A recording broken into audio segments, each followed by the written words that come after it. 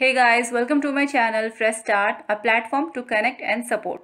1000+ MCQ series का ये part 11 है। होप आपने मेरे पहले के 10 वीडियोस को देखा होगा। अगर नहीं तो प्लीज़ उसे ज़रूर देखें और इस तरह की और वीडियोस के लिए मेरे इस चैनल को लाइक, शेयर, सब्सक्राइब ज़रूर करें। साथ ही नीचे दिए गए नोटिफिकेशन बेल को प्रेस करना ना भूलें। तो चलिए स्टार्ट करते हैं। पहला क्वेश्चन है, who developed the first automatic automobile. तो इसका आंसर क्या हो जाएगा? Henry Ford. ठीक है, हेनरी फोर्ड ने सबसे पहले ऑटोमेटिक ऑटोमोबाइल को डेवलप किया था। अगला है, which of the following imparts deep blue colour to glass. तो डीप ब्लू कलर कौन देता है? Cobalt oxide. ठीक है, तो cobalt oxide deep blue colour देगा। क्रोमियम क्या देगा? जो क्रोमियम होता है वो डीप ग्रीन से ब्लैक कलर इम्पार्ट करता है ग्लास को। ठीक है, जो कॉपर ऑक्साइड होता है वो कैसा कलर देगा ग्लास को? कॉपर ऑक्साइड जो है वो टर्कोइज कलर देगा। ठीक है, उसके अलावा कैडमियम सल्फाइड भी यूज़ किया जाता है, वो डीप येलो कलर देता है ग्लास को। तो यहाँ पे जो बात की जा रही है डीप ब्लू कलर की, वो कोबाल्ट ऑक्साइड हो जाएगा। अगला है, which of the following fibres catches fire least. ठीक है, तो इसका आंसर हो जाएगा कॉटन। इसलिए बोला जाता है ना दिवाली में कॉटन के कपड़े पहनने के लिए। चलो नेक्स्ट क्वेश्चन है, which of the following is used as filler in tyre of rubber. तो इसका आंसर हो जाएगा कार्बन ब्लैक। ठीक है, तो कार्बन ब्लैक क्या है? ये it takes heat away from the tread and belt of the tyres. ठीक है, जो ट्रीड एंड बेल्ट है टायर के, उसे हीट को दूर करता है। तो इस तरह से क्या करता है कि ये थर्मल डैमेज से बचाता है टायर को, और टायर की लाइफ स्पैन को जो है लाइफ को इंक्रीज करता है। ठीक है, उसके अलावा जो कार्बन ब्लैक है उसको ब्लैक पिगमेंट की तरह से भी यूज़ किया जाता है टायर में, और ये टायर्स को रीइंफोर्स भी करता है। चलो अगला क्वेश्चन क्या है कि विच of the following alloy is used in making magnet. तो इसका आंसर हो जाएगा एलनिको, जिसको एलनिको बोला जाता है। ठीक है, तो मतलब एल्युमिनियम, निकल एंड कोबाल्ट का एलॉय। तो जब इसको आयरन से रिएक्ट करवाएंगे तो क्या होगा? ये एक ऐसा एलॉय बन जाएगा जो कि मैग्नेटिक प्रॉपर्टी शो करेगा, मतलब मैग्नेट की तरफ अट्रैक्ट होगा। ठीक है, next, which of the following elements is obtained from sea algae.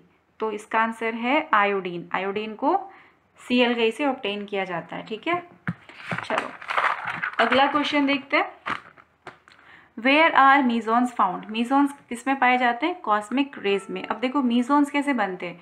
मीजोन्स जो हैं वो वन क्वार्क और वन एंटी क्वार्क के बॉन्डिंग से बनता है। ठीक है, और मेनली ये कब बनेगा? जब कोई ऐसे मटेरियल्स हाई एनर्जी से रिएक्ट करेंगे जब उन मटेरियल्स में क्वार्क प्रेजेंट हो।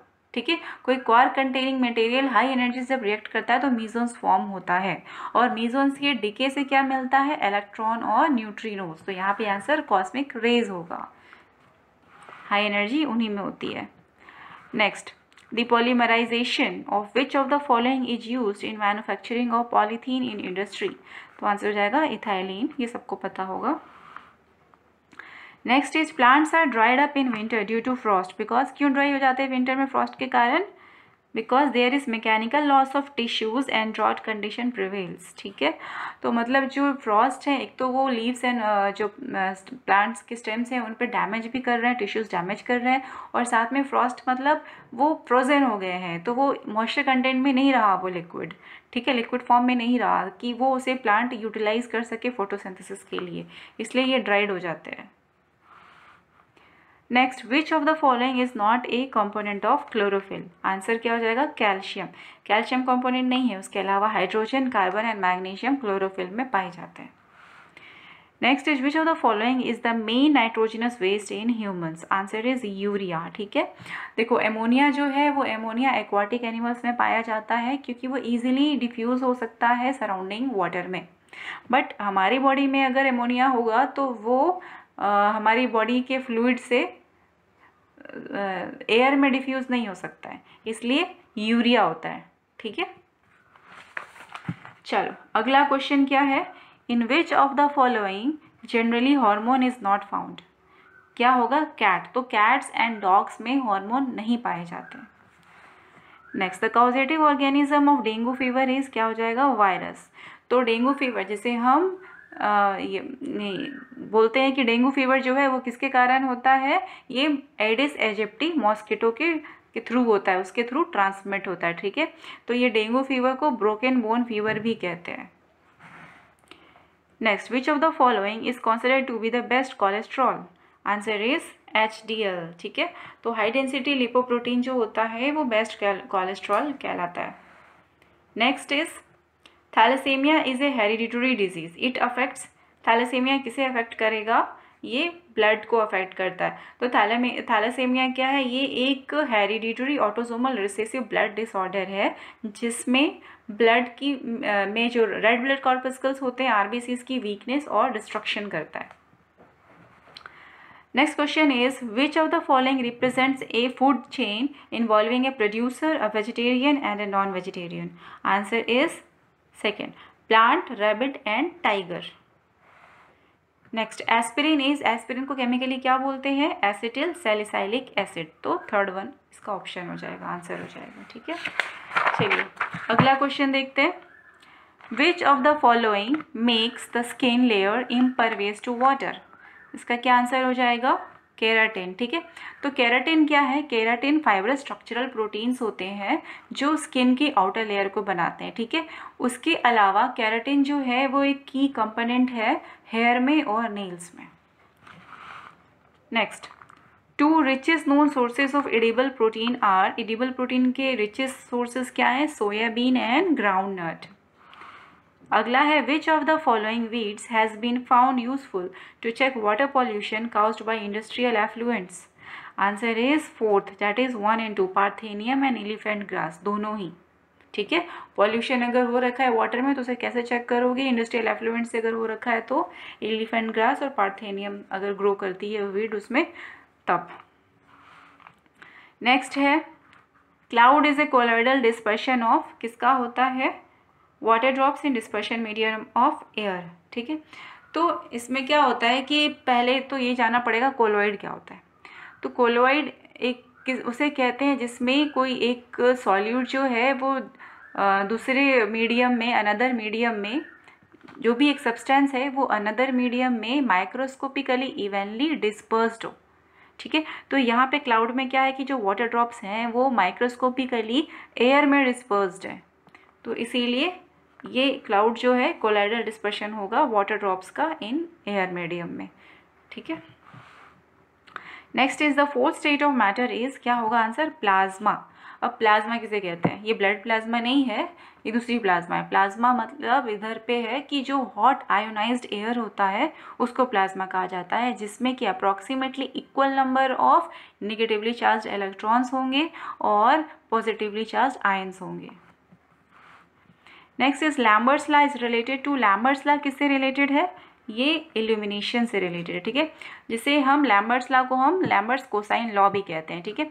तो इसमें क्या होता है कि जो भी कोई आइडियल डिफ्यूज रेडिएटर है, ठीक है, उससे जो रेडिएशंस इमिट हो रही हैं वो उनकी इंटेंसिटी डायरेक्टली प्रोपोर्शनल होती है किससे? कोसाइन एंगल से, जो कि बन रहा होता है लाइन ऑफ साइट और नॉर्मल ऑन द सरफेस उस पर, ठीक है। मतलब कि अगर कोई पर्सन खड़ा है, ठीक है, और कोई डिफ्यूजिंग मीडियम है मान लो जिससे कि लाइट इमिट हो रही है, उसका सरफेस है ये, तो अगर ये बंदा इस तरह से देख रहा है और ये सरफेस का नॉर्मल अगर आप ड्रॉ करोगे तो ये वाला जो एंगल होगा, ठीक है, ये ड्रॉ किया आपने, तो ये वाला जो एंगल होगा उसके कोसाइन ऑफ एंगल जो होगा उस पर डिपेंड करेगा कि जो रेडिएंट एनर्जी है या लुमिनस इंटेंसिटी है वो कितनी है, तो वो डायरेक्टली प्रोपोर्शनल होती है।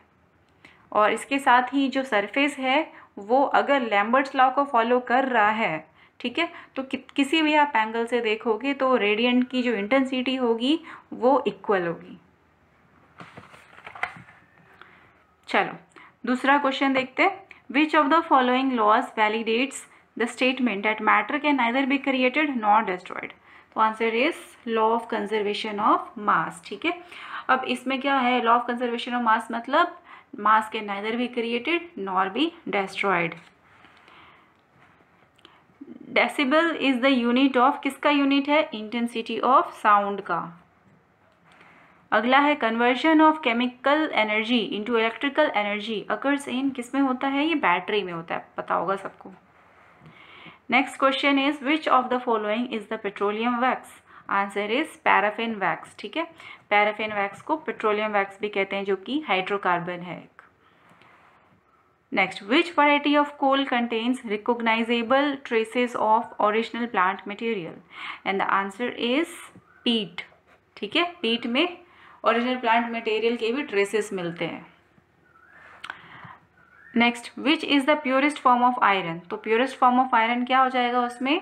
राउट आयरन। तो wrought iron purest form of iron है, जिसमें कि जो कार्बन होता है और जो दूसरे इम्प्यूरिटीज़ होते हैं वो सबसे कम होते हैं, नेग्लिजिबल होते हैं, ठीक है। अगला क्वेश्चन है which of the following metals form an amalgam with other metals? And the answer is mercury. तो मरकरी जो है वो आयरन को छोड़ के बाकी सारे मेटल से रिएक्ट कर सकता है और एमलगम बनाता है, ठीक है।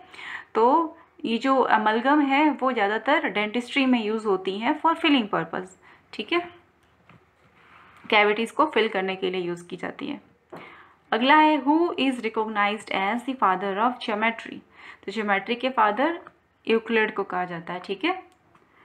तो दोस्तों, अगर आपको मेरा ये वीडियो पसंद आया है तो इसे लाइक, शेयर, सब्सक्राइब करना ना भूलें और नीचे दिए हुए नोटिफिकेशन बेल को ज़रूर प्रेस करें ताकि आपको हमारा ये वीडियो देखने को तुरंत मिल सके। Thank you for watching.